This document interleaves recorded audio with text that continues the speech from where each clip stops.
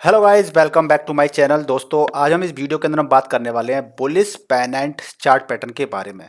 आपको पिछले वीडियो में मैंने बताया था सिमेट्रिक चार्ट पैटर्न के बारे में बात की थी हम लोगों ने। देखिए, सिमेट्रिक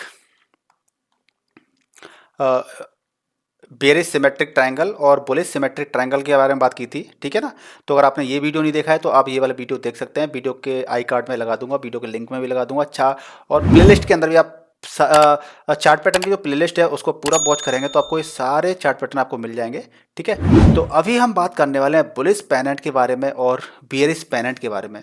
बेसिकली दोनों चार्ट पैटर्न को समझ लेते हैं कि बियरिश पेनेंट कैसे वर्क करता है और बियरिश कैसे काम करता है।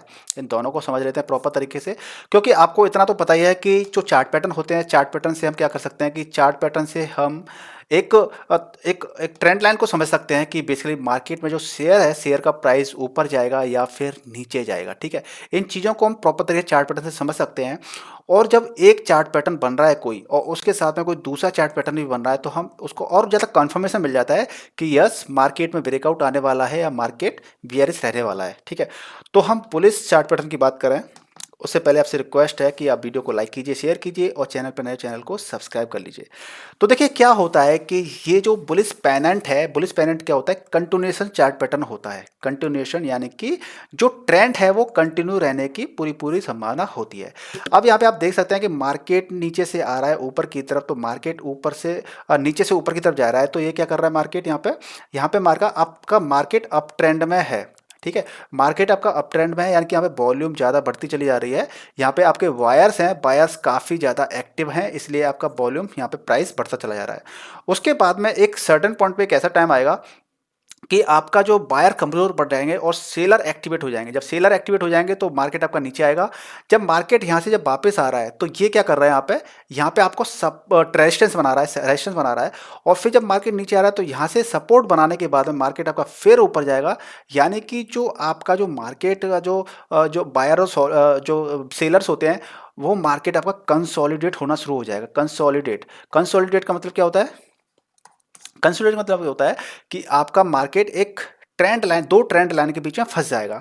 तो यहाँ से मार्केट यहाँ पे आया, यहाँ पे मार्केट ने फिर से रेजिस्टेंस लिया, नीचे आया, यहाँ पे सपोर्ट ली, फिर मार्केट ऊपर आया, यहाँ पे रेजिस्टेंस लिया, फिर मार्केट नीचे आया, यहाँ पे क्या किया, सपोर्ट ली।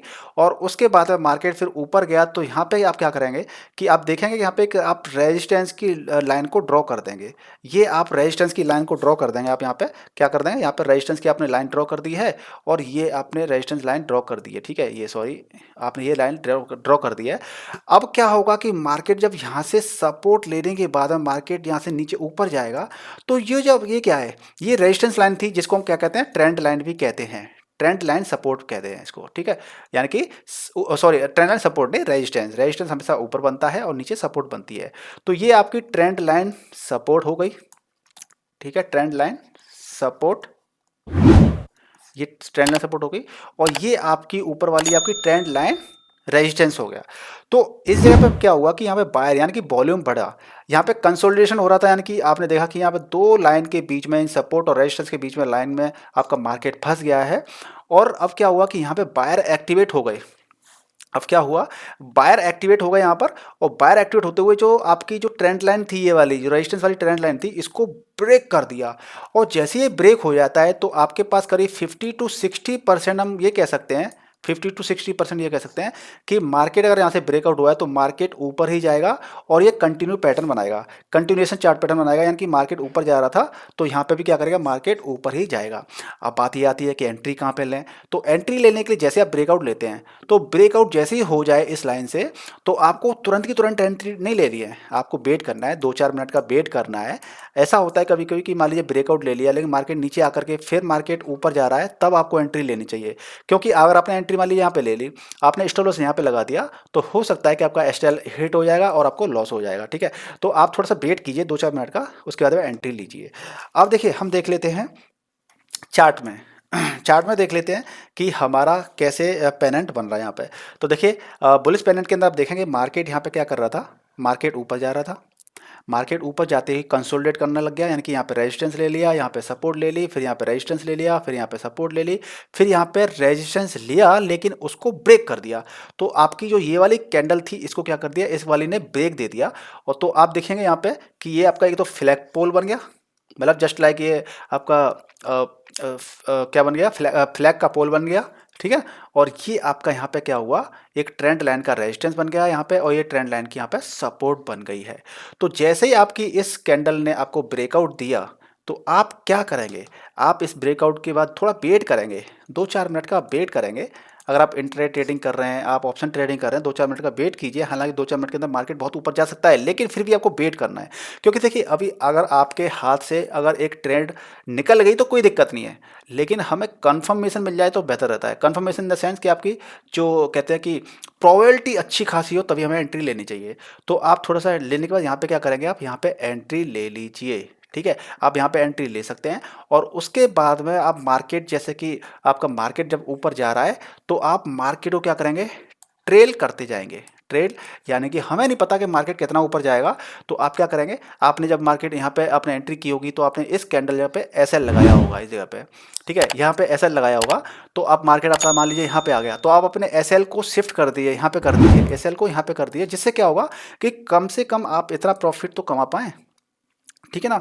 तो जैसे जैसे आपका मार्केट ऊपर चला जाएगा आप ट्रेल स्टॉप लॉस करते जाएंगे, यानी कि आप स्टॉप लॉस को क्या करते जाएंगे, शिफ्ट करते जाएंगे, और जितना मैक्सिमम होगा आप उतना प्रॉफिट बना लेंगे, ठीक है। तो ये तो आपका हो गया बुलिश पेनेंट, जिसमें आपका मार्केट नीचे से ऊपर की तरफ आपका कंटिन्यू पैटर्न को फॉलो करता है, ठीक है। अब हम बात कर लेते हैं अगला, जो कि है हमारा बेयरिश पेनेंट। अब बेयरिश पेनेंट बेयरिश पेनेंट कैसे बनता है इसकी बात कर लेते हैं। तो बेयरिश का मतलब ये होता है कि बेयरिश का मतलब कि आपका मार्केट कंटिन्यूस सुन रहा है, तो मार्केट नीचे जा रहा है तो नीचे ही चला जाएगा। तो यहाँ पे आप देखेंगे कि मार्केट आपका ऊपर से आ रहा था नीचे की तरफ। अब मार्केट ऊपर से जब नीचे की तरफ आएगा तो कहीं ना कहीं तो सपोर्ट लेगा। तो यहाँ पे क्या कर लिया, इसने सपोर्ट ले ली। सपोर्ट लेने के लिए बाद में मार्केट ने यहाँ पे क्या किया, बायर्स एक्टिव हुए, सेलर कमज़ोर पड़ गए, तो मार्केट ऊपर गया। और फिर यहाँ पे रेजिस्टेंस ले लिया, फिर नीचे आया तो यहाँ पर इसने सपोर्ट ले ली, फिर यहाँ पे आया तो रेजिस्टेंस ले लिया, और फिर यहाँ पे ब्रेकआउट दे दिया। तो इस तरीके से यहाँ पे आपने ट्रेंड लाइन बना दी, ठीक है, सजेशंस की, और ये क्या आपने ये लाइन में बना दी। तो आप देख सकते हैं कि ये आपका जो ये वाली लाइन है, ये आपका क्या बन रहा है, फ्लैग पोल बन रहा है। ये आपका फ्लैग पोल बन रहा है, और ये आपका रेजिस्टेंस बन रहा है, ये आपकी सपोर्ट लाइन बन रही है, ट्रेंड लाइन सपोर्ट बन रही है, ठीक है। और ये आपका पैनेट, इस तरह से पैनेट बन रहा है आपका, ठीक है। ये आपका क्या बन गया, पैनेट बन रहा है, आपने जो लाइन बनाई है ऐसे इस तरह से। अब ये क्या है कि यहाँ पे ब्रेकआउट दे दिया, तो आपने देखा कि मार्केट ऊपर से नीचे जा रहा है, तो यहाँ पे मार्केट क्या करेगा, कंटिन्यू मार्केट नीचे चला जाएगा। तो आपको 50 से 60% आप ये कह सकते हैं कि यस मार्केट नीचे ही जा सकता है। अब टाइम फ्रेम की बात करें तो टाइम फ्रेम की बात मैंने आपको कई बार बताई है कि आप जब ट्रेडिंग करते हैं तो आपके पास 3-4 ग्राफ खुले होने चाहिए, जिसमें आप देखेंगे कि आपका जैसे वीकली चार्ट ओपन कर लेते हैं एक, तो जिसमें आपका रहता है कि मार्केट का ओवरव्यू, पूरे पूरे मार्केट का आपको ओवरव्यू मिल जाता है कि मार्केट के अंदर क्या क्या चार्ट बन रहे हैं, क्या क्या कैंडलस्टिक पैटर्न बन रहे हैं। एक आप खोल सकते हैं 30 मिनट्स का चार्ट ग्राफ, टाइम फ्रेम का ग्राफ खोल सकते हैं। एक आप 5 मिनट का खोल लीजिए, ठीक है ना। और एक आप 3 मिनट का भी आप खोल सकते हैं, 3 मिनट का या 1 मिनट का। तो उससे आपको एक ब्रॉड व्यू की आपकी वो हो जाएगी, ब्रॉड एंगल में आप चीज़ें देख पाएंगे कि चार्ट पे क्या क्या बन रहा है, और इनसे आप इंट्राडे और ऑप्शन ट्रेडिंग के लिए आप अच्छे से ट्रेड कर पाएंगे। तो यहाँ पे आपको 2-3 मिनट वेट कीजिए, उसके बाद में आप एंट्री लेने का प्रयास कीजिएगा।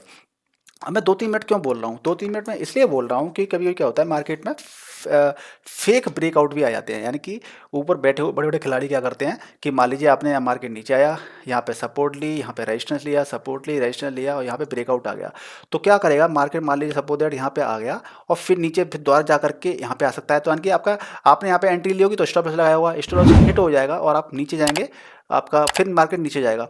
यानी कि आप रीटेस्ट करिए, वेट करिए थोड़ा सा। ये नहीं है कि जैसे ही ब्रेकआउट आ गया तुरंत आपने एंट्री ले ली और आपने क्या किया, मार्केट फिर वापस आ गया और आपको लॉस हो गया, ठीक है ना। तो थोड़ा वेट करिए, मार्केट का देखिए कि मार्केट जा कहाँ रहा है। तो जैसे ही इसने ब्रेकआउट दे दिया तो आप क्या करेंगे, आप यहाँ पे एंट्री ले सकते हैं, ठीक है।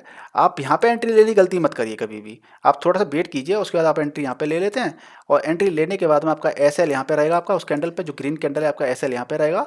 और उसके बाद में मार्केट में आप वेट करेंगे, ट्रेल करेंगे आप अपने स्टॉप लॉस को कि मार्केट आपका जितना नीचे जाएगा आप उतना ट्रेल करते करते हुए आप प्रॉफिट बुक कर लेंगे। ठीक है, प्रॉफिट क्या कर लेंगे, बुक कर लेंगे आप। बेसिकली होता क्या है कि हम लोग ना लॉस ज़्यादा झेलते हैं, हम लोग क्या करते हैं लॉस ज़्यादा झेलते हैं, लेकिन जब प्रॉफिट की बारी आती है तो हम यहीं से एग्जिट हो जाते हैं। मान लीजिए थोड़ा सा प्रॉफिट मिल गया, एग्जिट हो गया, तो हमें ऐसी गलती नहीं करनी है। कभी आपने देखा होगा, आपने बहुत किया होगा कि हमने लॉस तो हमने 5,000 तक का झेल लिया, क्या लॉस हमने 5,000 तक का ले लिया, लेकिन जब प्रॉफिट की बारी आई तो हम 2,000 रुपये लेके ही मार्केट से निकल गए। हमें ऐसी गलती कभी नहीं करनी है। हमने अगर एंट्री यहाँ पे ले ली है तो अपने एसएल को शिफ्ट करते करते, एसएल को ट्रेल करते करते जितना मैक्सिमम हो सकता है उतना हमें प्रॉफिट अर्न करना है, क्योंकि हमें नहीं पता ना कि मार्केट यहाँ तक नीचे आया है तो अब और नीचे जाएगा कि नहीं जाएगा। तो अपने एसएल को यानी कि स्टॉप लॉस को ट्रेल करते जाइए और मैक्सिमम प्रॉफिट बनाते जाइए। तो दोस्तों आपको ये वीडियो कैसा लगा, प्लीज़ इस वीडियो को लाइक कीजिएगा, शेयर कीजिएगा और चैनल पर नए चैनल को सब्सक्राइब जरूर कीजिएगा। मिलते हैं नेक्स्ट वीडियो में, तब तक के लिए गुड बाय, टेक केयर, जय हिंद, जय भारत।